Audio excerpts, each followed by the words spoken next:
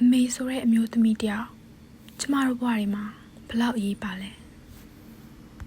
အမေများနေအထိမ်းမှန်အတွက်အမေနဲ့မိကုန်းလေးအမေဖြစ်လို့ရင်းနဲ့မှာအမေကိုနိုင်ကလည်းသူ့အမေကိုထာဝရရင်မှတ်ထဲမှာတင်စီပြီးလွမ်းဆွတ်တရိယာနေရဲဆိုတာကိုသိလိုက်ရပါတယ်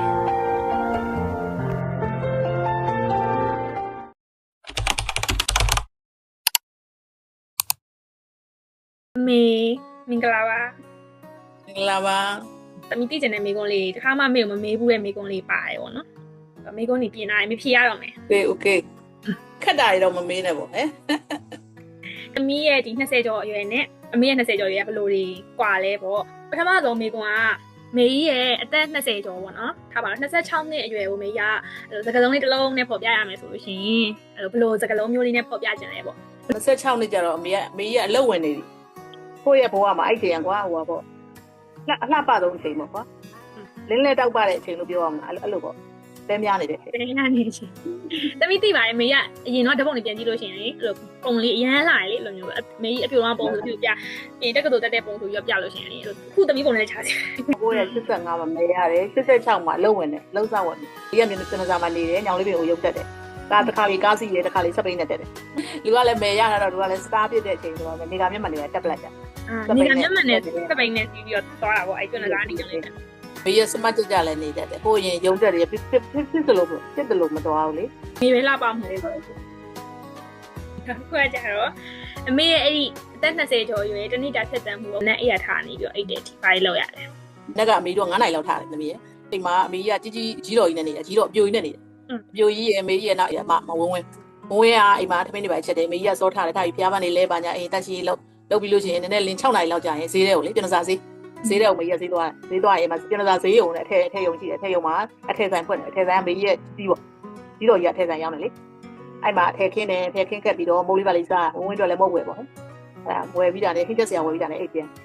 ်ပြီးရင်ဝင်းနဲ့ဒီမင်းနဲ့ဝိုင်းဝက်ချက်ပြီးရင်သမင်းညရမေးသမင်းညတစ်ခုနောက်ကြီးဈေးကြီးပေါ့ပြိုကြီးတော့ဘူးသမင်းညတစ်ခုလုပ်ပြီးဈေးတဲ့ကိုသမင်းညဝင်ပို့ပြီးတာနဲ့မေးရုံတော့တာဟိုကတော့9နိုင်ခွဲပေါ့ဟာ9နိုင်ခွဲဆိုတနေ့ကုန်ရုံမှာလှုပ်ပါညာပေါ့လှုပ်ပြီးညနေကျရင်တခါပြန်ဆင်းညနေကလည်းချက်တာပြုတ်တာတော့ဝင်းလုပ်တယ်မေးရဝစ်လျှော်ကြီးဝစ်တွေရောမေးဝစ်တွေရောပေါ့လျှော်ရင်အရှိကကန်ရှိတယ်မေးလို့ရှိမှာလေကျွန်တော်စားကန်ရှိတယ်ဒီလည်းကောင်းမကောင်းအေးအဲ့မှာကန်တော့ဆင်းလျှော်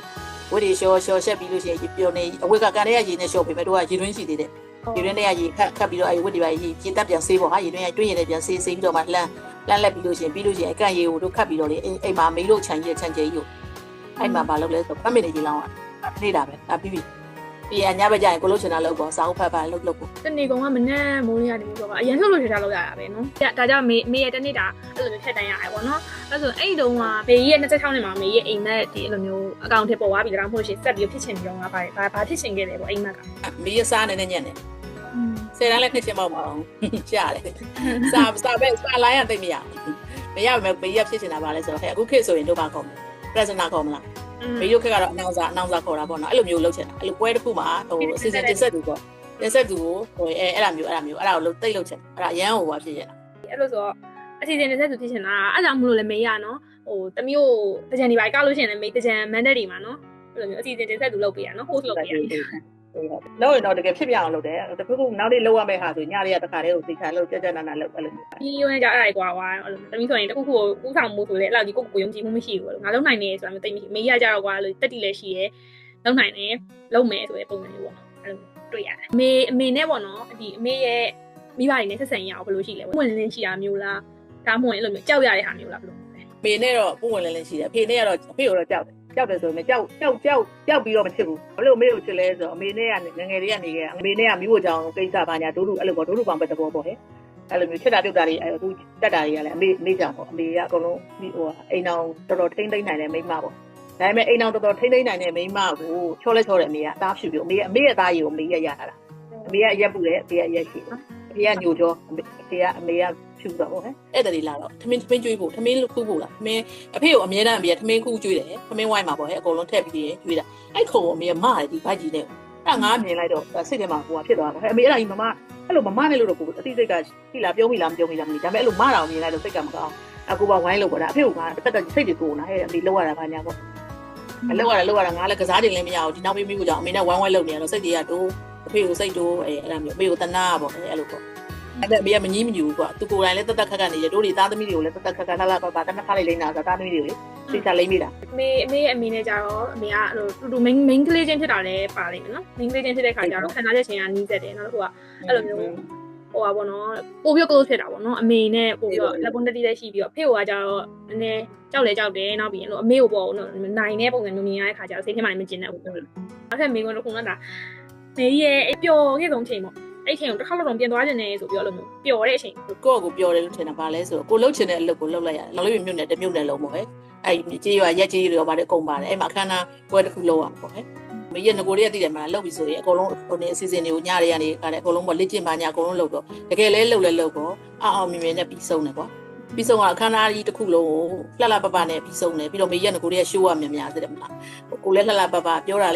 ာဆိုတာလဲတကယ်စမတ်ကြဆိုတာကိုကတည်မလားအရန်ကိုယုံကြည်မှုအပြည့်နဲ့ပေါ့ကွာပွဲကလည်းပွဲကြီးတယ်ပြိတ္တလည်းများပြီးတော့မင်းရဲ့မကြောက်မလန့်မနဲ့တလုံးမှမမှားပဲနဲ့တည်မလားအတန်ကြီးအတန်ထားအစားအကုန်လုံးကပထမဆုံးပွဲဖြစ်ပြီမယ်အောင်မြင်မြင်နဲ့ကိုလှုပ်ဆောင်ပါဆိုအဲ့ feeling ပေါ့မေးရတာမေးရဲ့အပျော်ခဲ့ဆုံးအချိန်ကဒါပေါ့နော် presenter အနေနဲ့လူတွေအတိအမှတ်ပြုခံရတဲ့အချိန်ကိုကိုယ့်ရဲ့ဒီကိုယ်နေမှာပေါ့နော်အတိအမှတ်ပြုခံရတဲ့အချိန်ကပျော်ဆုံးဖြစ်ခဲ့ပေါ့ okay မေးရုံဥမာတကိုးရှင်ကြောက်ကနေပြီးတော့အသက်26နှစ်ရွယ်ပြန်ပို့ပေးမယ်ဆိုရင်မေးကဘာတွေကိုလုံးမှာလဲဘာတွေကိုတော့မလုံးလောက်ဘူးလေပေါ့အဲ့ချိန်ကတော့ကိုကကျင်းနေတာလေကျင်းတဲ့ခါကျတော့10တန်းရွယ်ပါညာဆိုရင်တော့စာပူကြိုးစားဖြစ်မယ်10တန်းအဲ့လိုပေါ့ရှိမယ်အိမ်အောင်ကြပြုတဲ့ဆိုတော့အိမ်အောင်ပြုတယ်မှပြုတော့မဒီလိုပုံစံနဲ့ဆိုရင်အဲ့ဒါမျိုးတွေတော့ဖြစ်မှာ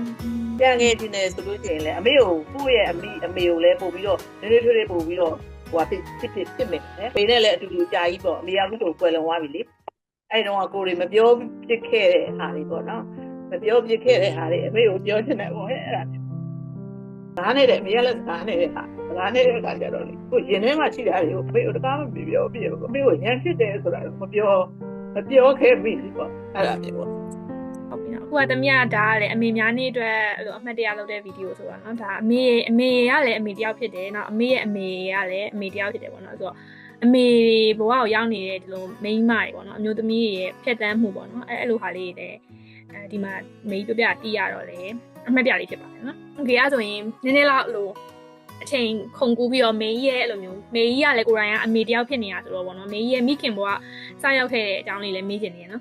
ပထမဆုံးအမေဖြစ်ရတဲ့ခံစားချက်ကကြတော့ဘယ်လိုမျိုးဖြစ်မလဲဆိုပြောတာပေါ့တမီးကလေးကိုသားသမီးလေးဆိုအဲ့လိုပဲပြောရမှာအဲ့လိုကြတော့လည်းမပြောတတ်ဘူး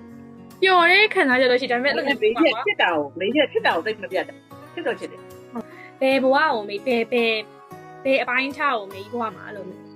အကျဉ်းနဲ့ဆုံးတယ်ဘယ်ဘဝကိုဟိုဖြစ်လဲဆိုတော့အခုလက်ရှိအခုချိန်ပဲသဘောကျတော့သမီးလေးအတွက်ကိုကြတော့ကိုကဟိုအရင်တည်းကဟိုဖခင်ကခဲ့တဲ့သမီးလေးဆိုတော့ဖေလဲကိုမေလဲကိုအဲ့လိုမျိုးဆိုပြင်ပမှတ်နဲ့စူးစမ်းခဲ့ရပြီးတော့အခုကျတော့အသီးပွင့်လေးတွေဟိုပါပေါ့စပြီးတော့သီးပွင့်လာပြီးတော့ကိုယ်စိတ်ထဲမှာထင်တယ်ပေါ့လေနည်းနည်းလေးစိတ်ချမ်းသာတာလေအရွယ်လေးအချိန်လေးရလာပြီအဲ့လိုပေါ့နောက်နောက်ရကြတော့သိရှိတော့နောက်နောက်ရကြမရှိဘူးကိုနည်းနည်းလိုအပ်တာရှိရင်သိမှာပါဟိုပြပြမလုပ်ပေးနိုင်ခဲ့တာရှိမယ်ဥမာပေါ့ဟိုနောက်နောက်ရကြဆိုဥပမာပေါ့ကိုမိုးပေါ့ဟာကိုမိုးအဲ့လိုမျိုးပေါ့ဟိုကိုလိုချစ်ချင်တာလေးတွေပေါ့ကွာအဲ့လိုမျိုးပေါ့တက်ချီလေးလည်းပြန်ချစ်ချင်တယ်ကိုပြုစုဝင်လေးရချင်တယ်ပေါ့မပြုစုလိုက်ရဘူးကွာအဲ့ဒါမျိုးပေါ့ဒါပြုစုနေရင်လည်းသူယောဂခံစားနေရပြန်စဉ်းစားကြည့်ရင်လည်းကွာအဲ့တော့ဟိုပြီးသွားတဲ့ဟာကိုတော့ဒီရဲ့လွန်တက်တာနဲ့မတွေးနေကြတော့အဲ့လိုကိုလည်းအကောင်းဆုံးလုပ်ပေးခဲ့တာကြီးအများကြီးပဲလေ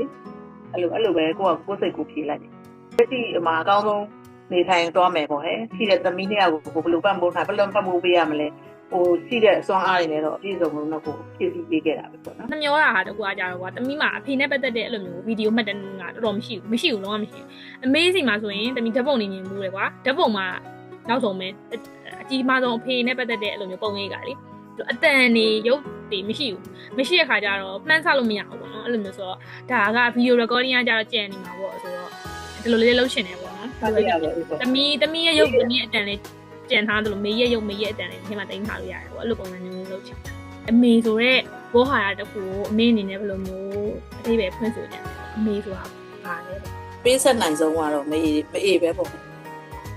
့အဲ့လိုပဲမေးရတော့ပြောဘယ်လိုပြောအဲ့တော့ဖြစ်စီပြီးနေတာပေါ့အဲ့လိုမျိုးပေါ့ကဲပြများပေါ့နော်ထောက်ပြန်ပြီးလူဖြစ်နေမွေးဖွားခွင့်ရခဲ့မယ်ဆိုရင်ဘယ်လိုမျိုးဘဝမျိုးမှာအမေနေချင်တယ်ပေါ့နောက်တော့ခောက်ပြီးမွေးမခွင့်ရမယ်ဆိုရင်တော့အမေအစ်နဲ့မတွေ့ချင်ကိုအခုလက်ရှိအမေပဲပေါ့နော်ဟိုအမေဝန်းထဲမှာဝင်ပြီးတော့ပဲအမေကိုသက်ချင်နေသိချင်တယ်အဲ့ဆန္ဒတခုပဲအဲ့ဒါပဲရှိမယ်ကျန်တာတော့ဟိုဘာဖြစ်ချင်လဲညာဖြစ်ချင်လဲအဲ့လိုကြီးတိတ်ကြည့်တော့ ဆွဆွလန်းလန်းသိမရှိဘူးအဲ့လိုမျိုးကိုဖြစ်ကျင်တဲ့ဘာမှအကောင်းဆုံးတော့ကိုလုပ်ရမှာပေါ့အဲ့လိုမျိုးကြာဖြစ်တဲ့ဘဝမှာအကောင်းဆုံးကိုလုပ်နိုင်ရင်တော့ရှင်းနှက်စရာဖြစ်မှာပေါ့အဲ့လိုပဲတွေးတယ်မိရတယ်လေ အခုတိလိုက်ရတာမေကြီးကအခုမေကြီးရဲ့ငယ်ဘဝအကြောင်းလေးလည်းပြောရင်းနဲ့မိဘရဲ့နဲ့တတမီဆက်ဆံရင်လည်းတီးရတဲ့ခါကြတော့ပေါ့အမေရဲ့ဒီအမေရဲ့အမေပေါ်မှာထားတဲ့စိတ်ပေါ့နော်ပြီးတော့ခုနလိုမျိုးပို့ပြီးတော့လုပ်ပေးနိုင်ရင်ကောင်းမှာပဲဆိုစိတ်မျိုးလေးရှိရခါကြတော့တမီလည်းနည်းနည်းလေးပို့ပြီးတော့တတိပြုမိတယ်ပေါ့နော်တမီဆိုရင်ဒါအမေနဲ့ခုတူတူရှိနေတဲ့ရဲ့အချိန်ကာလမှာငါမေပို့ပြီးတော့ဖြည့်ဆည်းပေးနိုင်ရင်လို့ရှိရင်ပေါ့နော်ပို့ပြီးတော့ကောင်းမှာပဲဆိုပြီးမေလိုမျိုးပေါ့အဲ့လိုမလုပ်ပေးလိုက်ရဘူးဆိုတဲ့ဟာမျိုးမဖြစ်ရလေအောင်ပေါ့နော်အဲ့လိုမျိုးလေးဖြစ်ရလေပေးပေါ့မေကုန်းဆယ်ကူမှာအမေရဲ့လူငယ်ဘဝရဲ့နောက်ပြီးအမေတယောက်ဖြစ်လာပြီးနောက်ပိုင်းအမေရဲ့စိတ်ခံစားချက်တွေနောက်ဒီအမေရဲ့အမေနဲ့ပတ်သက်တဲ့အမေရဲ့စိတ်ခံစားချက်တွေနောက်အမေဆိုတဲ့ဝါဟာလေးကိုအမေဘယ်လိုမျိုးခံယူထားလဲဘယ်လိုမျိုးသိထားလဲဆိုတာလေးပြောခဲ့ပါတယ်အခုဒီတစ်ခါဗီဒီယိုလေးတော့ဒီလောက်နဲ့ပဲဒီမျိုးရက်ပြီးတော့နောက်ခေါက်တွေကြာနေထပ်ပြီးတော့ဒီလိုမျိုးအမေများနေအတွက်မဟုတ်ရင်တော့မှာပဲကွာဒီတိုင်းအမှတ်တရအနေနဲ့ထပ်ရအောင်မယ်အဲကြလို့ရှိရင် topic လေးမတူတဲ့ဟာလေးပေါ့နော်နောက်ထပ်ပြီးတော့ပြောလို့ကောင်းတဲ့ဟာတွေအများကြီးရှိသေးတယ်ငါမေမှာမိတည် bye bye ဘိုင်ဘိုင်ဒီမှာတွေ့ကျင်တဲ့နေနေလေးဟုတ်ပါ